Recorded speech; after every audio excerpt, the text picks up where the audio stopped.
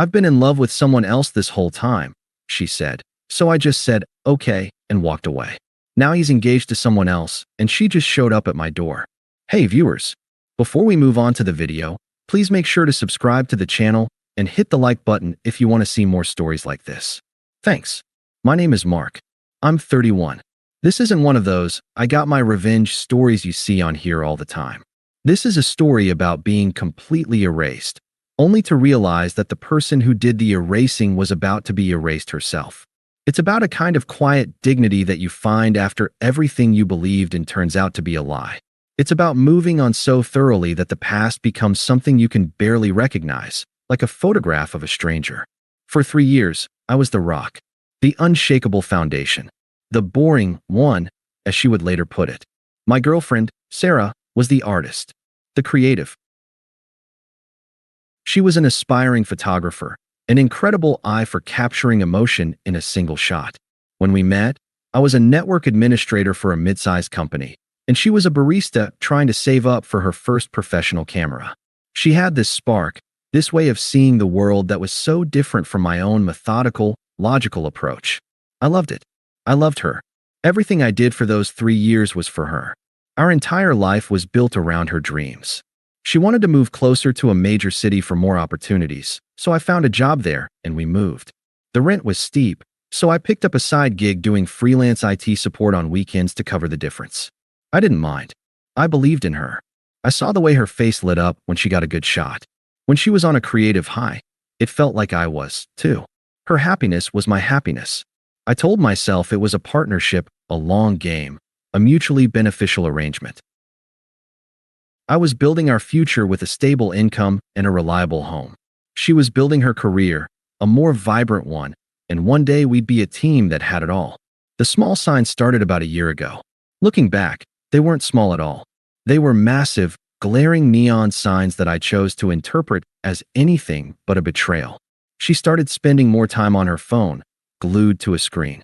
It was always work stuff, she said. Connecting with other creatives, building her network. Her phone was locked down tighter than Fort Knox. I'd walk into the living room, and she'd reflexively flip the screen face down on the coffee table.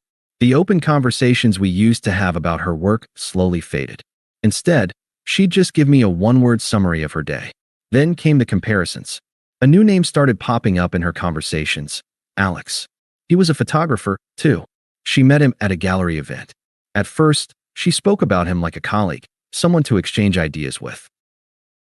Then the tone shifted. Alex says the kind of work I'm doing is just a side hustle, she said one night, her voice heavy with judgment. He thinks true artists don't have a 9-to-5. They live and breathe their craft. I remember laughing a little, trying to be lighthearted. Well, I'm glad someone has a 9-to-5, or we couldn't afford this apartment. She didn't laugh back. She just looked at me with this cool, dismissive expression. The comments became more pointed, more frequent.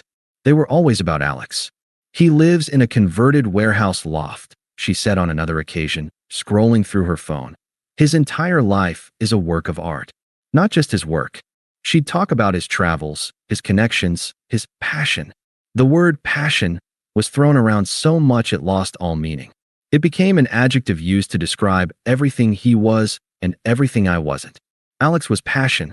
I was a paycheck. Alex was a wanderer. I was a homebody. Alex was an artist. I was a commodity. I was just the guy who paid the bills, the financial safety net, the stable ground she could stand on while she reached for a different kind of life. A better one. One that didn't include me. I remember thinking, more than once, that I felt like a stepping stone. Like I was serving a temporary purpose, and when that purpose was fulfilled, I would be discarded. I pushed the thought away. I told myself I was being paranoid, jealous. She was just talking about her work. She was just talking about someone she admired. But every time she said his name, a little piece of me felt like it was crumbling away. I tried to talk to her about it. I sat her down and said, Sarah, I feel like you're pulling away. What's going on? She sighed, a dramatic, put-upon sigh. Nothing, Mark. You're overthinking it. I'm just busy with work. My creative energy is finally flowing, and I need to be focused.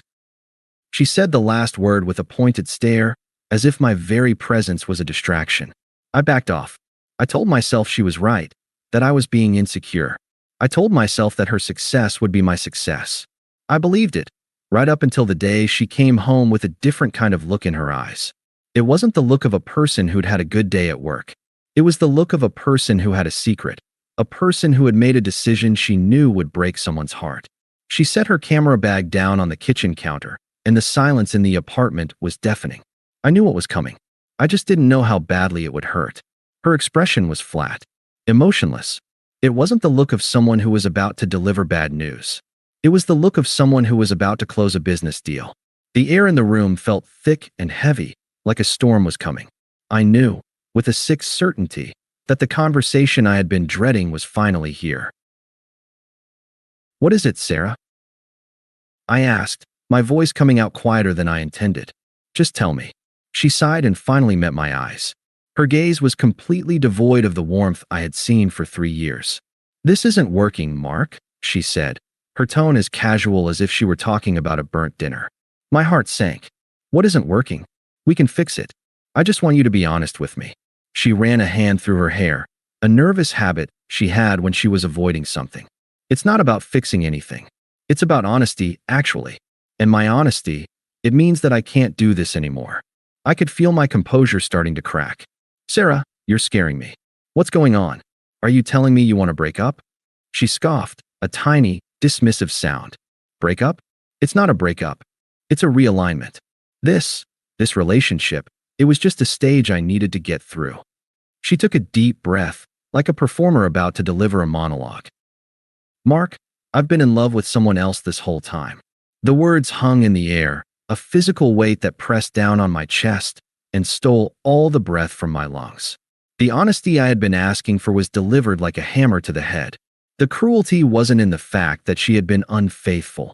It was in the reveal that our entire relationship had been a charade, a stage. I was just a supporting character in her story.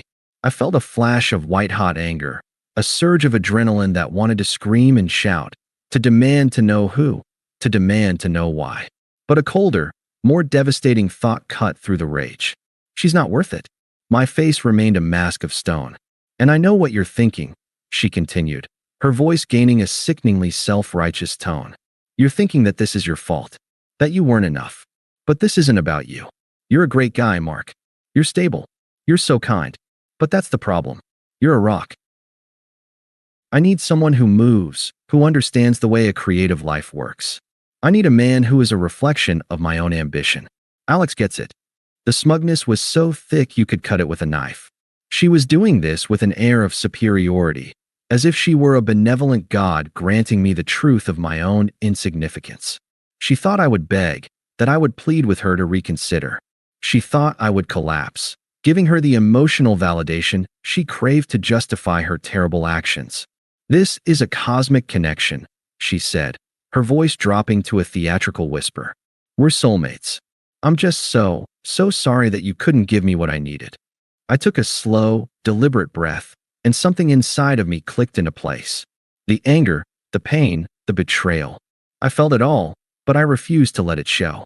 She wanted a show, a big emotional scene, and I wasn't going to give it to her. She wanted me to be a victim, and I refused to play the part. My voice was calm, steady, and utterly detached. It was the voice of a man signing a document and walking away. "Okay," I said a single word. My gaze was fixed on a spot just over her shoulder. "I wish you luck."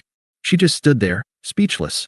Her smug expression had been replaced with one of shock, as if a script had been thrown off a teleprompter. She was waiting for the emotional outburst, the tears, the confrontation. She was waiting for me to validate her narrative that she was worth begging for. I didn't say another word. I simply turned and walked into the bedroom. I started packing. Not furiously, not with slammed drawers or thrown clothes. I was methodical. I folded my shirts, rolled my socks, and placed my books into a cardboard box. As I worked, I could hear her in the living room, a ghost of her former self, just standing there. The silence was heavier than any argument could have been. It was the sound of a person who had been so sure of her own importance, confronted with her utter irrelevance. She was waiting for me to break, and I just kept packing. An hour later, I was zipping up my last duffel bag. She finally came to the doorway, her voice uncertain for the first time. "What are you doing?" You're actually leaving." I didn't answer. I just walked past her, grabbed my keys, and opened the door. Her face was a mix of confusion and indignation. "You're not even going to fight for this?" she said, her voice rising. "After everything? After all this time?" I turned and looked at her one last time. There was nothing left to say. I didn't owe her a fight. I didn't owe her an explanation. I just walked out and closed the door behind me. I didn't text. I didn't call. I didn't even check her social media. I just vanished. I took my grief, my pain, and my betrayal, and I carried it somewhere she couldn't see. The first few weeks were a blur. The new apartment was empty and silent, a stark contrast to the life I had just left. I came home every day to an absence, an echoing hollowness. But slowly, that void became a blank canvas. I wasn't just existing, I was rebuilding. I picked up a new side gig that I actually enjoyed, working on custom computer builds for a few clients. I started running again, clearing my head with every step. I reconnected with old friends I had lost touch with because I had been so consumed with her world. The quiet dignity wasn't about being strong. It was about being smart. I knew that she wanted a reaction. She wanted to be able to tell her story of the tearful, broken ex she had to let go of. I wasn't going to give her that.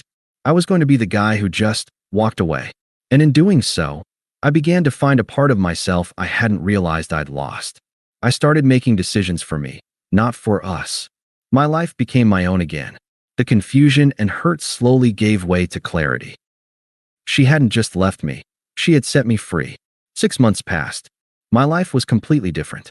I was in a better place, both literally and figuratively. My apartment was a reflection of my own interests, not just a stage for someone else's dreams. I had a small workshop set up in the spare room. The pain was still there, but it was a dull ache, not a searing wound. I was getting a beer with my friend Dave, who was friends with Sarah's crowd, too. He was the only one who didn't take sides, and the only one I trusted to give me the truth. He looked at me with a little surprise. "You look good, man," he said, taking a sip of his drink. "You've been completely off the grid. What's the secret?" "No secret," I said with a shrug. "Just focusing on work, and taking care of myself. That's about it." He nodded slowly, then hesitated. "So, you haven't heard from Sarah at all, then?" "No. I think we made that pretty clear 6 months ago." He looked down at the table, spinning his beer bottle. "Look, I'm not bringing this up to stir anything up.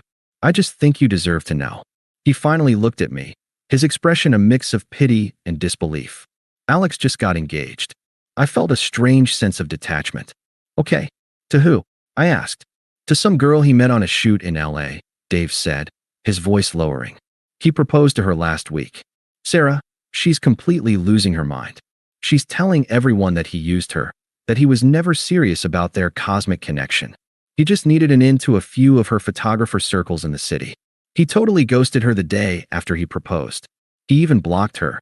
The irony was so sharp it almost made me laugh. He had done to her what she had done to me, only far more callously. She had been so smug, so sure that she was leaving me for a better, more passionate life.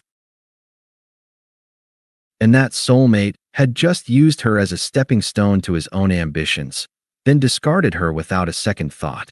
She was a footnote, a rung on his ladder. Dave sighed. "It's a mess. She's calling everyone she knows, trying to get his contact info, saying he owes her a huge apology. Her friends, even her family, they're starting to get tired of it. It's hard to have sympathy when she was so cruel to you." The quiet justice of it all was almost overwhelming. Sarah, who had believed herself to be so superior, so special, had been a backup plan all along. Alex had never been in love with her. He'd just been in love with the idea of what she could do for him. He had used her to get ahead, and she was the last to know. I took a long drink of my beer. I didn't feel any satisfaction, no sense of victory. Just a quiet confirmation of what I had always suspected. The entire thing had been a lie. And the saddest part was, she had believed it herself. "I don't need to hear about it anymore, man," I said to Dave, my voice calm. "It's not my problem." He nodded. "I figured. Just thought you should know." I was already far away from all of it. But I didn't know how desperate she was until a few days later, when the calls started coming. From her. The texts, too. It was a slow drip at first, a test of the waters. Then it became a flood. She wanted to talk. She needed me. She needed her rock. The one she had so casually thrown away. And she was about to discover, with devastating finality, that her rock was no longer there to break her fall. The first text came a week later. A single, bland message that felt like a test. "Hey, hope you're doing well." I didn't respond. A few days after that, another one. "I've been thinking about you a lot." I didn't respond to that one, either. The messages started to come more frequently, the tone shifting from casual to desperate. "I miss our talks. I miss you." She started calling. I never picked up. Her calls would go to voicemail, and she'd leave long, rambling messages. "I know I messed up, Mark. He wasn't who I thought he was. I made a huge mistake. Please, just talk to me." It was pathetic. The woman who was too good for my boring life was now begging for it back. The irony was suffocating. Then her friends started calling. They found me through Dave, which I found out later. I picked up one day, thinking it was a work call. It was her best friend, Melissa. "Mark?" she asked, her voice syrupy sweet. "It's Melissa. Listen, I know you guys have some stuff to work out, but Sarah is a mess. She needs you." "Melissa," I said, my voice flat. "I don't know what you're talking about. There's nothing to work out. Please, she needs a friend right now. You were always so good to her. You need to be there for her." "That's not my job anymore," I said, a wave of cold detachment washing over me. "I'm not the same person she left, and I'm not her friend." There was a pause on the line, and her voice went from sweet to accusatory. "You're being cruel, Mark. How can you be so heartless?" "I'm not heartless," I said. "I'm just not hers anymore." I hung up the phone and blocked her number. Her mother even reached out. She sent a long text pleading with me to save her daughter. She wrote about how Sarah was losing herself and that she never should have left a good man like me. It was all a desperate attempt to manipulate me into playing the role of her savior. I read the message, put my phone down, and went for a run. The emotional charge from it all was completely gone. I didn't feel angry. I didn't feel sad. I just felt nothing. She was a stranger. Her attempts became increasingly erratic. She started posting cryptic messages on social media about how some people can't handle the truth and how some people choose to run from their problems. She even posted an old photo of us together with a caption about missing what was real. It was all a performance, a frantic attempt to get a reaction. She was trying to drag me back into her drama, but I was a ghost. I was in my new apartment on a Friday night. It was finally starting to feel like home. The walls were painted a deep gray, my new furniture was comfortable and clean, and my custom PC was glowing from the corner. It was a space I had built for myself. There was no art on the walls, just a few framed photos of my own, landscapes from solo hikes I'd taken. My phone was silenced, my night was quiet, and I was at peace. Then there was a loud, aggressive knock on my door. I looked through the peephole and saw her. It was Sarah. Her face was haggard, her makeup was smeared, and her eyes were red. She looked like a ghost of the smug, confident woman who had left me 6 months ago. She hammered on the door again. I took a deep breath. I felt no fear, no anger, no sympathy, just a sense of finality. I opened the door. She took a step back, her eyes wide as she took in the new place, the new me. My new apartment was bigger, cleaner, and filled with a quiet confidence that our old place never had. I didn't say a word. I just looked at her, my face a blank mask. "Mark," she said, her voice a cracked whisper. "I know this is crazy. I had to see you. I had to talk to you. I made a mistake. I've been in hell. Please, just let me explain." I tilted my head slightly. "Explain what, Sarah?" I asked, my voice calm and low. "The mistake you made? The hell you've been in? I'm not the one who should be hearing this. But you're the only one who understands me," she pleaded, reaching out a hand as if to touch me. I took a step back. "I was a fool. You were my rock. He was a lie. I know that now." I looked past her at the empty hallway. My gaze was detached, as if she were a delivery driver I didn't recognize. "He wasn't a lie," I said. "He was the truth. He was what you chose when you chose to leave. You said you were in love with him. You chose him. This is what you chose." Her face crumpled. "But he left me. He's engaged to someone else. Don't you see? I have nothing left." For the first time, I felt a flicker of emotion. Not pity, but a sense of profound clarity. I looked directly into her eyes, and there was no warmth, no love, no forgiveness. There was only the calm, unshakable truth. "I am not the person you left," I said, my voice unwavering. That person is gone. The person you're looking for doesn't exist anymore. You showed me who you really were, and because of you, I learned a very valuable lesson about myself. What did you learn? She begged, tears streaming down her face. Tell me. I learned that I'm capable of building a life that doesn't need you in it, I said. And that's a life I'm not willing to compromise for anyone. I didn't wait for a response. I just took a step forward, reached out, and calmly shut the door. The sound was quiet but definitive. It was the sound of a period at the end of a long, painful chapter. It was the sound of my future beginning. Thanks for watching. Make sure to subscribe to the channel and hit the like button. What do you think about this story? Share it in the comments.